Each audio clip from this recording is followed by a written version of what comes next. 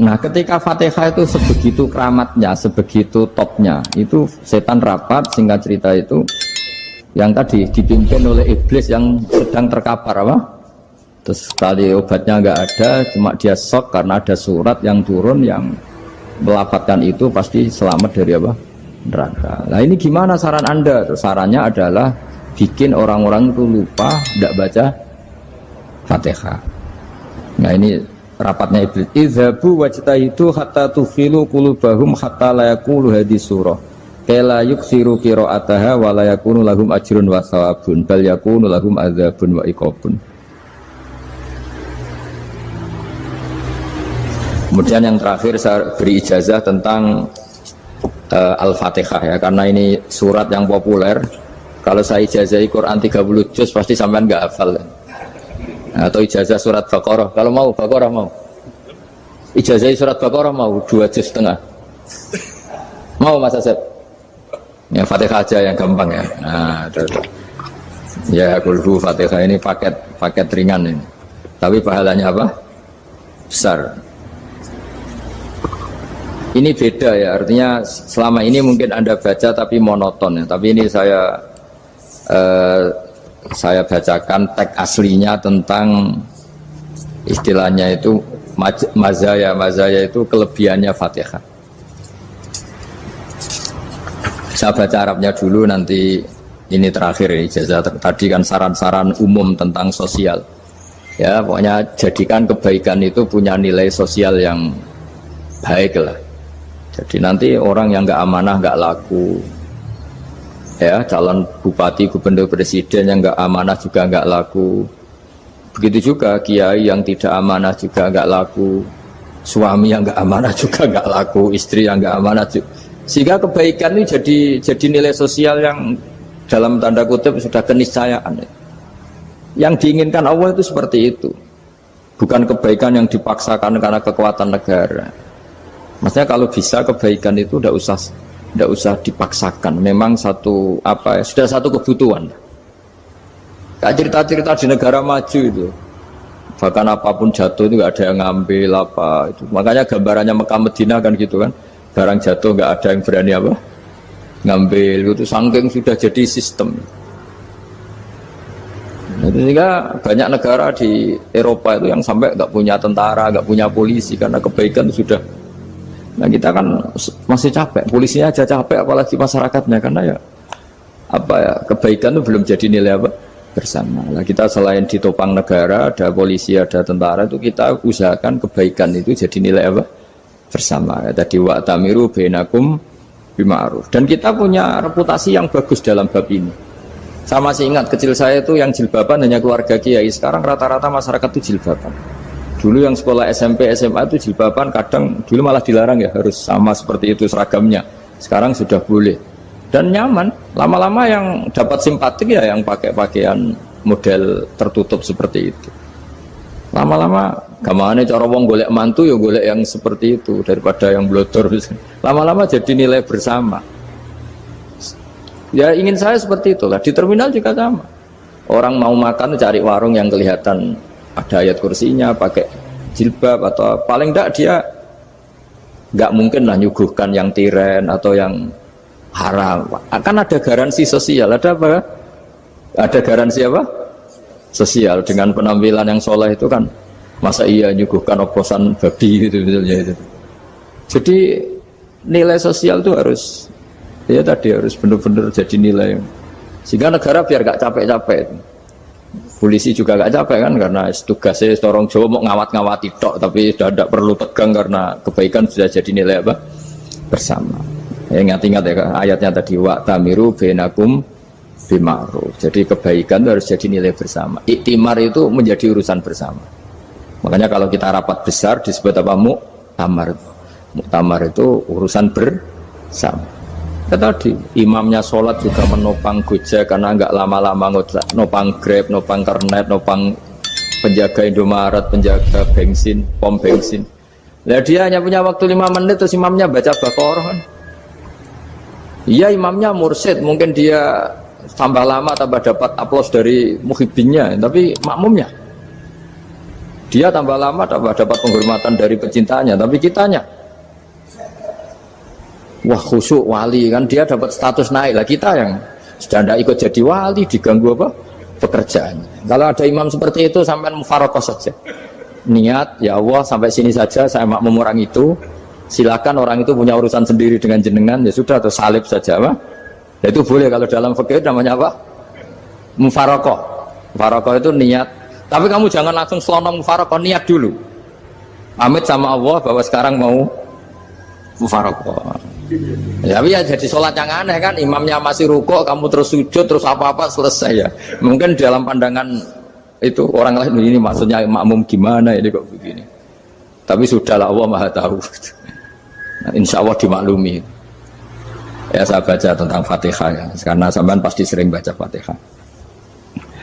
Supaya apa sekaligus jadi jimat lah gitu. Jadi kalau kamu sering di jalan-jalan yang mungkin sepi, atau mungkin kan tidak semua teman Grab itu nasibnya bagus, yang di Semarang Jogja, mungkin yang di Kalimantan di Papua kan ada yang 10 kilo gak ketemu rumah, ya kan, ya lihat di TV itu kan kasihan kan, sudah 10 kilo gak ketemu rumah, penumpangnya kuwekar preman tuh kan, ini makan orang enggak kan, kan ujiannya dua.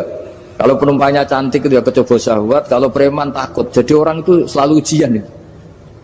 Sing sedengan itu kan jarang orang itu. Jadi kalau penumpangnya perempuan cantik ujiannya itu syahwat, kalau preman ujiannya ketakutan. Kalau orang yang lemah bawa uang ujiannya kamu ingin garong. Jadi hidup itu memang semuanya ujian. Liyabluwakum ayyukum ahsanu amala. Makanya saya sering ditanya oleh teman-teman, Gus, nah ujiannya kenal wong wedok elek piye? Sama. Kenal wong ayu ujiannya syahwat, kenal wong elek ujiannya ngenyek. Itu sama-sama dosa. Syahwat ya dosa, ngenyek juga dosa. Walek keriting untune metu ya dosa, ngomong gitu. Kadang-kadang orang berpikir enak kancanan wong elek gak dosa. Kata siapa? Kancanan wong elek itu ya dosa, karena bawaannya ngenyek. Ngenyek itu menyepelekan itu. Makanya saya itu ya gak mau berteman sampean. Nanti kan bawaannya ngenyek atau seneng ya tidak tahu. Ya sudah, ada takdir saja, kalau ketemu ya tak ulang ngaji gitu. Tapi ini ngaji terakhir, setelah ini ngaji biasa aja, tidak usah resmi gini. Ngaji kok resmi aneh. Pokoknya nanti suatu saat kalau pandemi sudah berlalu, saya akan ngaji Rebona. Lalu ini ngaji. Ini ngaji yang kurang bagus karena ngatur kiai kurang berkah ini. Nanti tapi ya lumayan lah, masih mau ngaji. Ngaji kok tanggal ini, jam ini. Sekarang suatu saat kamu tak panggil, Mas Wahyu datang ke sini jam ini, tidak mesti bisa. Mungkin pas ada acara apa, oh, maaf ke sini pas ngecek kan pas apa. Gitu. Jadi ya sudah, tapi tak maafkan, enggak apa-apa. Takdir ya. Tak bacakan supaya sampean tahu keramatnya bismillah. Nah, sebelum saya bacakan bismillah Fatihah, tak beritahu tentang ilmu tafsirnya karena ini penting sekali. Fatihah itu dawuhnya Allah, tentu itu dawuhnya Allah. Saya ulang lagi, itu kalam Allah. Tapi yang sudah diberikan kesampaian ke kita semua. Sehingga seakan-akan itu menjadi dawuhnya kita ke Allah. Jangan salah loh ya. Fatihah itu dawuh Allah tapi sudah diberikan ke kita. Sehingga posisi kita itu yang punya itu. Nah, kenapa ini perlu dijelaskan? Karena nanti ada kalimat iyyaka na'budu wa iyyaka nasta'in. Kalau itu masih kalam Allah, berarti Allah ngomong ke kamu, ngendikan ke kamu, kepadamu aku menyembah. Masa Allah menyembah kamu? Nah, sehingga ilmu tafsir itu menyelesaikan itu dulu ya. Saya ulang lagi ya, sebelum sampean sering baca Fatihah, aku yakin ya sering baca. Tapi barokahnya tidak paham itu tidak pernah janggal. Enggak paham itu ya penting supaya tidak iskal, tidak janggal. Sebetulnya di kalimat itu ada yang janggal. Kalau Fatihah itu kalimatnya Allah atau kalam Allah, bagaimana dengan kata-kata iyyaka na'budu? Masa Allah ngendikan ke kita, kepadamu kami menyembah? Masa Allah menyembah kita? Maka penyelesaiannya secara ilmu tafsir gimana? Semua ulama mengatakan, bukan satu dua, semuanya mengatakan di Fatihah itu semuanya diberi kawalan kalimat. Saya ulang lagi ya, di Fatihah itu semuanya diberi awalan kalimat qulu, katakan wahai hambaku begini. Ya, katakan wahai hambaku begini. Nah, begini ini pelajaran dari Allah yang sudah diberikan ke kita. Terus kita mengatakan bismillahirrahmanirrahim, alhamdulillahirabbil, termasuk kita mengatakan iyyaka na'budu wa iyyaka nasta'in. Jangan bayangkan Allah ngendikan ke kita. Kalau Allah ngendikan kita berarti gini, hei wahyu, ihdinas siratal mustaqim, tunjukkan saya jalan yang benar. Nah nanti kamu terus, ya Allah, Anda aja minta tolong saya minta tolong siapa kan? Jadi panjang kan? Ya, saya ulang lagi ya. Jadi itu di Ulumul Quran diterangkan gimana? Sebelum baca Fatihah, ya. Fatihah itu kalamullah, ngendikane Allah, tapi yang sudah diajarkan ke kita dan sudah milik kita, sehingga kalimat itu menjadi milik kita. Tapi ya kalamullah, tetap kalamullah, tapi sudah menjadi milik kita. Udah paham ya? Ya pinter nah. Ya, karena kalau tanpa penjelasan seperti ini, Anda akan iskal. Bagaimana Allah, iskal itu janggal, bagaimana Allah mengatakan iya anak butuh. Kan jadi aneh ya? Ya, jadi tak jelaskan secara ilmiah ya. Jadi kata ulama-ulama tafsir, ayat-ayat Quran seperti ini sebetulnya dimulai dari qulu apa? Meskipun nggak dilafatkan. Itu kan sama dengan qul huwallahu ahad Muhammad, katakan kalau Tuhan itu satu. Ya namanya Quran itu kan kalam Allah, membina nabinya, membina umatnya. Makanya dikatakan atau enggak, di sini tersembunyi kata qulu, katakan. Ya, jadi ya ibarat apa itu, kamu ngajari anak kamu lah, panggil jenengan bapak kulo. Itu maksudnya anak itu, kalimat itu kalimat kamu, tapi kamu ajarkan ke anak kamu. Terus anak kamu bilang, Pak jenengan bapak kulo. Nah ketika kamu mengatakan jenengan, bukan kamu mengatakan jenengan anakku, berarti anakmu itu bapakmu, kan lucu kan? Anak kamu ajari jenengan bapak kulo, kamu engkau bapak saya. Terus anak kamu mengulang jenengan atau kamu bapak saya. Berarti itu kalimat yang kamu ajarkan, tapi sekarang sudah milik anak kamu. Kalau itu kalimat kamu kan lucu, masa anak kamu bilang bapak. Nah itu seperti itu. Jadi ulama memberi solusi atau jawaban iya karena abudu. Ya itu sebelumnya ada kata-kata qulu, katakan wahai hambaku, hubungan kamu dengan saya adalah katakan iya karena butuh wa iya karena nasta'in. Terus hubungan kamu dengan saya katakan juga dalam doamu ihdinas siratal mustaqim. Jelas ya, jadi itu kalam Allah yang sudah milik kita karena diajarkan Allah untuk kita. Dong ya? Ya dong, gak jelas ya. Tapi bagus, gak jelas itu bagus. Kalau kamu jelas gak jadi dikrem, jadi gubernur. Min azimi fadliha kasratu asma'iha wa fadail ukhra. Ini cerita dramatisnya surat Al-Fatihah. Qala Abu Hurairah radhiyallahu anhu inna iblisa ranna khina unsitat Al-Fatihah. Jadi iblis itu begitu kesakitan. Ini kitab Abu Abul Farad karangannya Sayyid Muhammad Alawi, juga kutipan dari beberapa kitab. Yang jelas beliau sendiri juga ngutip dari beberapa riwayat di beberapa hadis, halaman 123. Ketika Fatihah turun itu iblis kesakitan kayak orang sakit gigi lah, tersiksa sisanya karena turunnya surat apa? Al-Fatihah. Artinya kalau Anda baca Fatihah dijiwai, maka Anda melemahkan setan, melemahkan iblis. Wa qala Mujahid khina unzilat Fatihatul kitab ronna fastama indahu asyayatin. Jadi ketika Fatihah itu turun, iblis itu terkapar lah kira-kira, sampai dijenguk banyak setan. Jadi kemana di ICU lah kira-kira gitu kalau sekarang itu. Entah COVID entah enggak tahu, pokoknya di ICU sampai dijenguk banyak setan. Enggak tahu bawa apa enggak tahu, pokoknya dijenguk banyak setan. Ono yang nyangoni karena ini apa? Ketuanya apa? Pingsan, sakit. Jadi iblis itu sakit sampai dijenguk anak buahnya setan-setan. Ya, semoga kalian semua tidak kenal setan. Kalau kenal berarti teman, apa? Wa qalu misla dzalik wa qala lahum laisa mimma taquluna syai'un walakin unzilat suratun laisa ajru qailiha illa an harramahu alaihi nar jahannam. Saya ini bukan sakit fisik, kata iblis. Kamu tidak usah jenguk saya, datangkan dokter terbaik, tidak usah. Saya ini tidak sakit fisik. Saya ini sakit karena ada surat yang diturunkan, yang pahala yang melafadzkan surat itu pasti selamat dari neraka. Padahal misi terbesar saya ini supaya manusia masuk neraka. Sekarang punya tamengnya. Gue pusing kan? Ya seperti orang lah, goda sampean ternyata sampean setia, itu kan pusing. Nah ternyata tidak setia, itu yang akhirnya ribet kan itu. Jadi iblis itu cita-cita terbesarnya kan semua orang itu masuk neraka. Nah sekarang turun satu surat yang gara-gara surat itu siapapun yang baca dijamin selamat dari neraka. Jadi walakin unzilat suratun laisa ajru qailiha illa an harramallahu alaihi nar jahannam. Karena jadi dia shock lah, kalau orang di Jawa itu bilang shock. Aduh sial nasib saya ini umat nggak bisa saya goda lagi karena punya tamengnya tadi punya.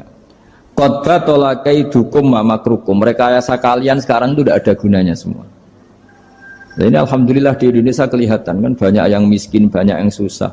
Tapi selagi mereka masih sholat, itu keinginan mencari halal itu masih tinggi. Kayak apa kita di tengah kota, jauh dari anak istri, jauh dari tetangga. Biasanya kalau orang jauh dari anak istri, tetangga kan sakar PDW. Tapi yang soleh masih banyak, sudah jauh dari keluarga tetap lurus. Loh, kalau yang dekat lurus kan wajar, konangan wong akeh kan. Ini sudah jauh masih lurus. Nah ini nggak lepas dari barokahnya surat apa? Surat Fatihah tadi. Jadi karena ada surat yang menjamin pelafalnya atau qailiha terbebas dari api neraka. Wa qalat as-sayatinu lahu is ayyusai'in ta'muruna ya maulana. Faqala lahum idhabu wajtahidu hatta tukhfilu qulubahum hatta la yaqulu hadhihi surah. Lalu kita gimana? Jari para setan begitu. Lalu kita gimana? Terus kata iblis, sudah bikin mereka lupa sehingga tidak baca lagi. Selagi masih baca kita pasti keok. Jadi kalau sampean sudah jarang baca Fatihah itu berarti sudah bagian dari kemenangan apa? Iblis. Jadi kalau sampean sudah jarang baca Fatihah itu berarti bagian dari kekalahan Anda, kemenangan iblis. Masih sering baca? Berapa kali? 5 kali sholat.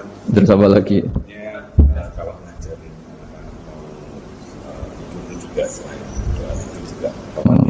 Kok 5 kali tok itu? Berarti pas sholat fardu tok itu. Enggak 5 kali itu mendingan itu 17. Kamu itu ngitungnya jangan 5 ini. 5 waktu saja. 5 waktu itu berarti lumayan kan? Berapa? 17 ya? Iya. 17 ya? Ya 17, tapi kalau makmum tuh sering separuh kan, apalagi makmum terawih. Ya kan? Makmum terawih itu bacanya Fatihah ada yang sempurna enggak ya? Ya enggak lah. Baru alhamdulillah rabbil alamin mampu ruko ikut ruko gitu. Makmum kan yang terawih lah Mas. Kalau terawih jarang sempurna ya. Fatihahnya itu. Kan imam sudah ruko, kamu bacanya Fatihah sampai mana tuh? Baru setengah ya. Ya paling pas terawih aja kan enggak sempurna ya. Apalagi kalau imamnya sing kilat tuh, waduh malah.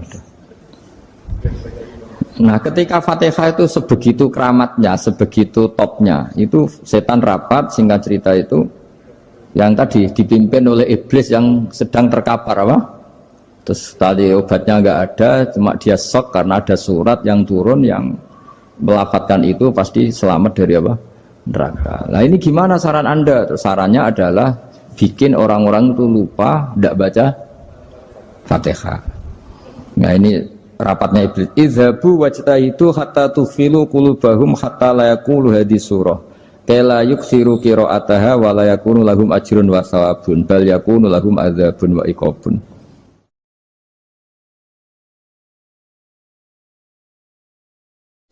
Jadi saya mohon selama ini Anda sudah baca, tapi mungkin hanya rutin saja. Kenapa rutin saja? Jadi barokahnya ngaji ini kamu punya kekuatan atau punya semangat membaca karena ini surat yang luar biasa. Ibarat gini, kalau sampean tanya, saya juga sering mikir, masa Gus hanya surat kok punya kekuatan seperti itu?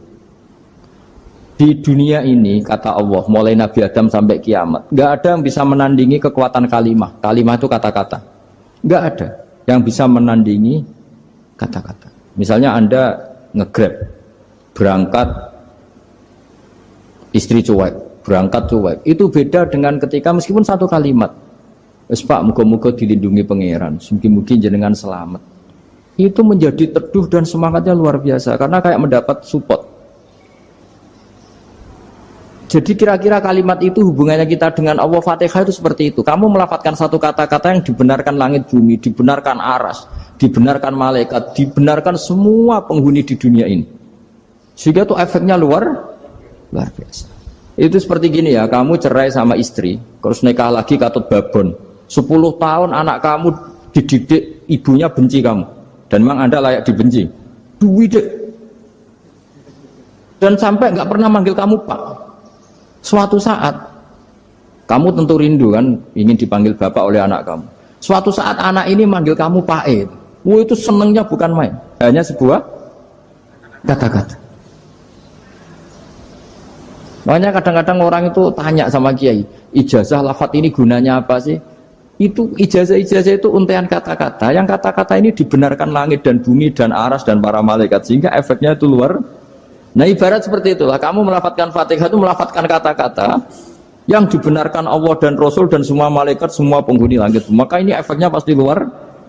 Nah di sini lah orang-orang dulu itu tahu keramatnya itu, sehingga ketika melawan Belanda, melawan Jepang dulu itu kalimat-kalimat itu menjadi mantra yang luar biasa. Doa yang luar biasa. Tapi di era modern karena orang sudah tidak ngerti itu, dianggap itu mantra, jimat, khurafat, bid'ah, waduh ribet menemal. Sebetulnya tidak seperti itu. Memang kata-kata ini kekuatannya luar biasa.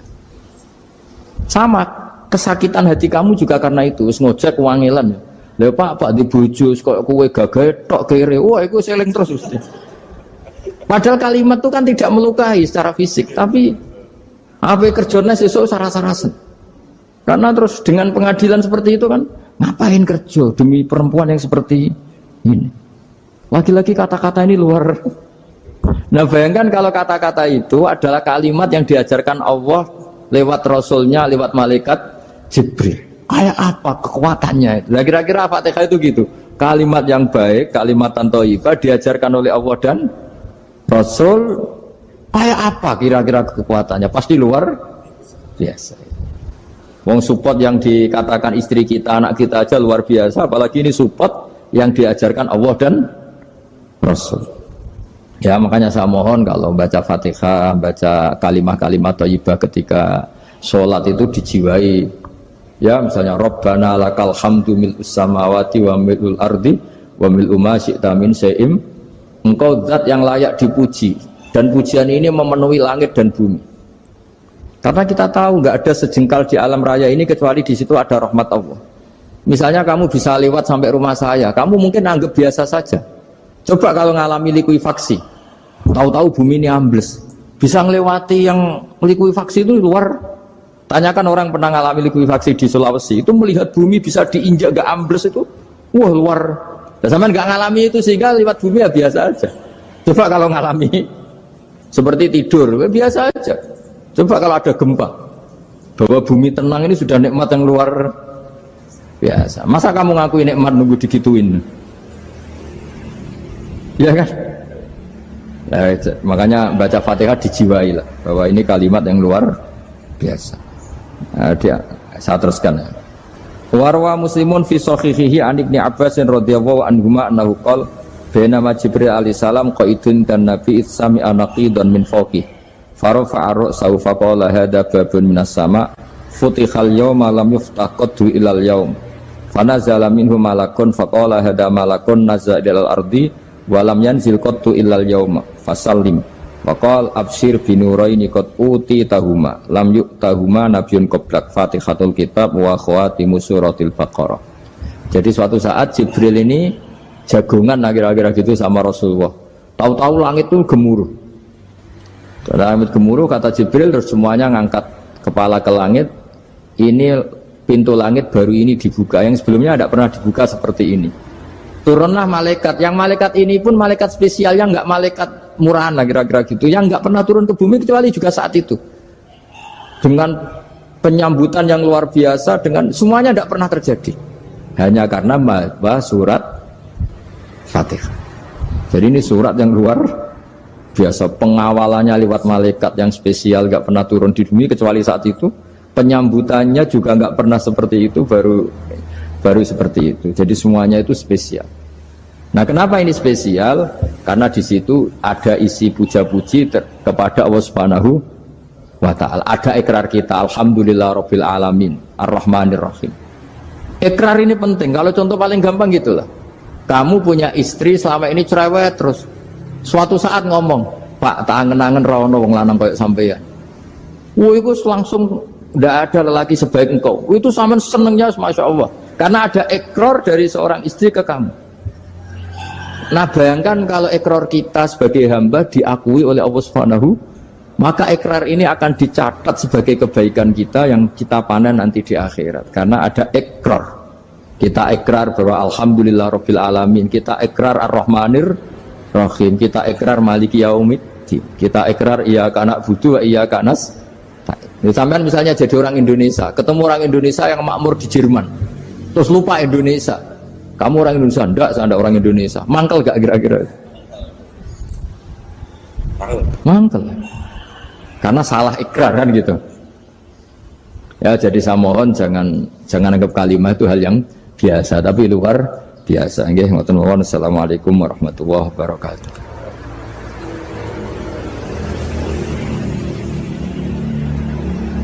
Saya berkali-kali kampanye di mana-mana lah, kampanye dan menganjurkan. Di antara catatan dalam Suhufi Ibrahim wa Musa kan ada kan di Quran itu yang dinamakan lampiran-lampiran wasiatnya Nabi Ibrahim dan Nabi apa? Musa. Itu di antara catatannya begini. Orang yang punya akal itu adalah orang yang bisa menikmati sesuatu yang baik. Misalnya gini, contoh gampang gini. Kamu punya anak pertama atau punya anak yang masih kecil, itu gendong tuh senangnya bukan main. Melihat anak sehat tuh senangnya bukan main. Mungkin saat itu banyak orang yang sedang maksiat dengan perempuan nakal atau dengan teman-teman nakalnya, yang nganggap seperti itu tidak nikmat. Tapi andekan ini ditimbang ya ditimbang. Yang maksiat tulan, misalnya paling ukuran bahagianya itu 70%. Tapi yang ini, yang nimang anak baru lahir atau masih kecil, corong Jawa ngeloni anak, bisa saja bahagianya itu sampai 100%. Artinya selama ini kesalahan kita adalah nganggap maksiat itu pasti menyenangkan dan taat itu tidak menyenangkan. Makanya saya berkali-kali fatwa, untuk melawan kenikmatan maksiat, orang harus terbiasa menikmati taat, menikmati kebaikan. Jangan kira kita nimang istri nikmat, nimang anak nikmat, ketemu teman yang lama tidak ketemu juga nikmat. Artinya kita akan melewati berjam-jam untuk jagungan sama teman, sama anak, sama istri. Dan itu harus kamu nikmati supaya mengganti tidak berkebutuhan nikmat yang lewat jalur maksiat. Jadi saya mohon sarana-sarana yang menyenangkan itu, yang taat itu kita maksimalkan. Makanya bapak saya itu sering pesen, kowe nak ngaji sing guyon, sing seneng. Nganti wong maksiat itu karena cari kesenangan. Coba kalau kesenangan itu sudah didapatkan saat taat, maka tidak butuh lagi kesenangan yang berbentuk maksiat. Makanya orang-orang wali dulu kalau sudah sholat itu gak bisa berhenti karena merasa nikmat. Makanya Nabi pernah ngendikan wa qurratu aini fi sholat, nyaman saya itu kalau sedang sholat. Sekarang ditagih kan, nah zaman rukun kan gak ditagih, nah tukaran kan di.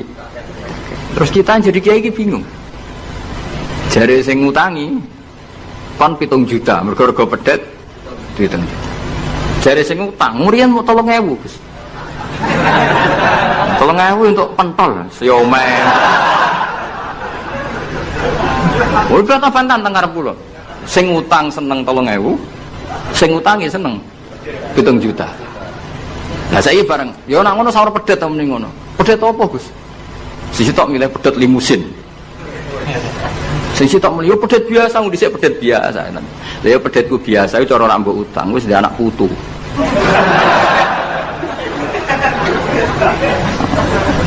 Coba tahun 70 nak duwe anak putu wis luas kan. Coba. Tapi jare sing utang, lah anak mati. Coba kalau kamu jadi kiai itu coba mau apa coba? Mulane wong dadi kiai iku berat-berat itu. Ora berat sih, konsultan hukum itu sampean dadi pengacara, menang ra menang nak sing kelas Jakarta itu 1 miliar. Nak kelas kabupaten cek 5 juta. Dadi kiai gak salam templek 20.000 taruhane swarga neraka. Wong desa paling salam templek 50.000 20.000. Takokane nek dijawab kliru swarga. Ane kula anggere dalu sing rayu pangeran Gusti wis pantese kula mlebu swarga. Wong ora melok utang kok melok mikir. Murwet. Wonten tiyang setengah demenan, setengah nikah niki lapure mbek kiai. Wonten rondo ku ayu. Wis rondo ayu ning ndi menarik sunnatullah. Dirabi tiyang. Dirabi tiyang di masna lah, sirri. Suatu saat rondo iki wis ora seneng mbek sing lanang. Jari rondo iki muni wis dipegat. Sing lanang digoleki wis ora ono. Ketoke ya rong megat. Nah cara hukum itu kan terus kene dadi kiai melok bingung. Bingungnya itu nak merodone ayu kita tambah bingung meneh, kita rabi ta ora malah bingung meneh. Nah, ora mboten bingung hukume, nak iku ora kowe selera-seleramu. Enggak, kula mboten kepikiran. Bingungnya gini, kita ini kan menghadapi dua hukumnya Allah Ta'ala. Nak delok tolak dan tidak tolak, berarti cara al-aslu adamuhu. Berarti kalau mungkin tolak, mungkin tidak, pilihannya tidak tolak, karena al-aslu adamut tolak. Tapi kalau melihat al-musaddaq fil uqud itu biqauli arbabiha atau qaulu arbabiha. Padahal ini perempuan ini mengklaim sudah ditolak. Pertanyaannya, wilayah tolak itu tidak milik perempuan. Kita harus mengkonfirmasi sama lelakinya, karena yang punya wilayah tolak itu lakinya saya bisa dihubungi. Pernah bisa tak hubungi, tak tanya, Kang, bojomu pegat tau urung? Urung legus lumayan gue cadangan. Pusing munah kan? Dilaporan ke KUA ora resmi. Coba kira bingung itu tiga. Ngukumi salah neraka. Ngukumi bener orang melok ngeloni. Jajar kamu senang. Kan orang nuntungi. Salam tempel mau 20.000 ibu. Lho kira rasane dadi kiai. Akhirnya kalau nak ketemu sing lanang tak wamon. Kowe nak kepengin ra mlebu neraka, nak megat-megat nak ora-ora.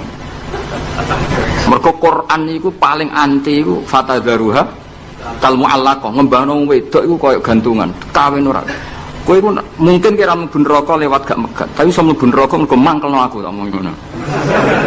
Aku dongaku rapati mandi lah, tapi nak ndongak mlebu neraka, kowe mlebu neraka ketoke mandi om. Mangkel Allah. Ya mun kes apa gate ben jelas aja ben jelas. Karena ngel-ngel orang juga. Makanya Allah itu anti betul kalau ada orang lelaki menggantung perempuan. Di antara pantangan yang diajarkan apa? Fala tamilu kullal maili fatadzaruha kal mu'allaqah. Karena dia ini mau butuh cadangan ngono tok. Nak lagi nenengan mbek bojone kok ndek alternatif. Mergo si wong iki zina moh, tapi kalong jatahe biologis ya moh. Wis ngono-ngono kan urusanmu. Aku sing pusing, mesti ditakoki hukume ya. Lah bolak-balik enak kiai sing terkenal gak ngalim ra ono wong takok. Mau wong rono dukun mandi ra mandi ngekeki ning ngarep. Penak ndi dadi kiai hukum mbek kiai dukun. Kiai dukun kan mandi ra mandi mukadimah segula 2 kilo. Nak mandi ditambahi, nak ra mandi gak ditarik. Aman kan? Mak kiai hukum ora. Ngomong halal haram wis repot, nak salah neraka. Bener 20.000. Ruwe padha. Nane kula sering rayu pangeran Gusti, kula nu pantese mlebu swarga men. Salah kula kathah las, pokoke pantese mlebu swarga. Jadi mboten urusan GR mboten, jenengan pantese ulama mlebu swarga. Yo repot. Pemene urusan kawin, riba. Karena kita ngadepi hukum sing rubahnya itu Masya Allah. Ya kayak tadi misalnya kue anut uang itu tidak turun. Darani goblok. Wong gladak kula yang sekarang dinyang wong 200 juta sekarang itu. Itu dulu buyut saya kata ibu tukune mau 700 rupiah. Karena uang dulu kan ono sen, di bawah sen ada lagi, di bawahnya lagi ada lagi. Jadi 700 rupiah itu. Nah saiki misalnya gadakku tak dol 700 rupiah. Ibu gue tuku genteng itu ya ora cukup. Makanya kita ini jadi bingung kan kalau ngukumi utang piutang di masa lalu itu dikrus pakai apa? Ada ulama yang mengatakan dikrus pakai emas.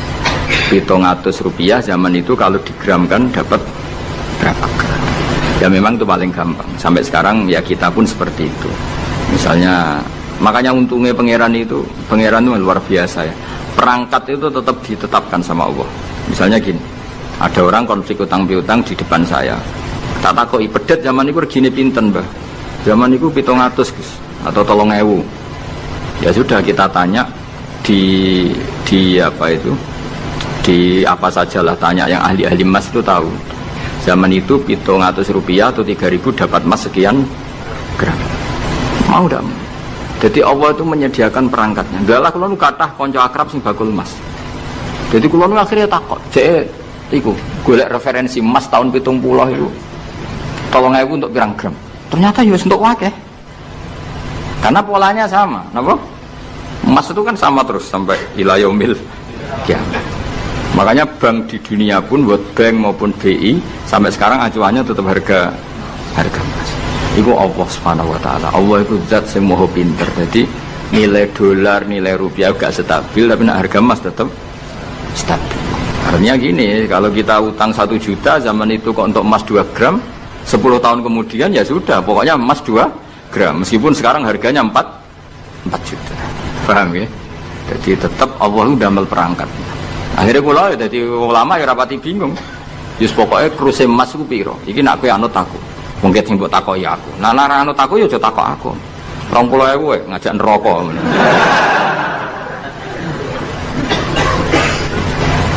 Ya, nah, maksudnya ini masih ngaji ini mboten. Nah, mulane akhir ayat sing turun ku ayat den be ayat riba. Goden yo mari riba, riba iku yo mergo den. Saiki sing utang iku ora masyarakat tok, kiai sak santri-santri yo tukang. Mulane BPKB ini udah pinter-pinter. Nak sekolah do suwi. Apa sedih lu? Ada enggak orang punya motor BPKB-nya di rumah? Ada 10% sak kampungmu. Sekolah pinter lah. Enggak, maksudnya dari satu kampung itu sing BPKB ra sekolah pirang persen? Pira? 0%. 0%. Oh, no. Pira tidak? Ana sedaya iku berarti wong kusur. Ambil guling mesti iku tukang gadekno. Pirang persen Kang Ali? 10 ana. Dari iki ora ono. Jane ono 10. Ono.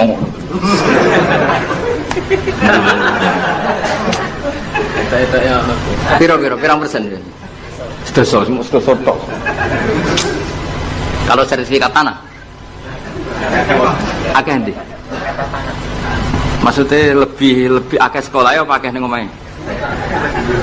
Oh, berarti nak motor, mobil akeh sing sekolah. Nah,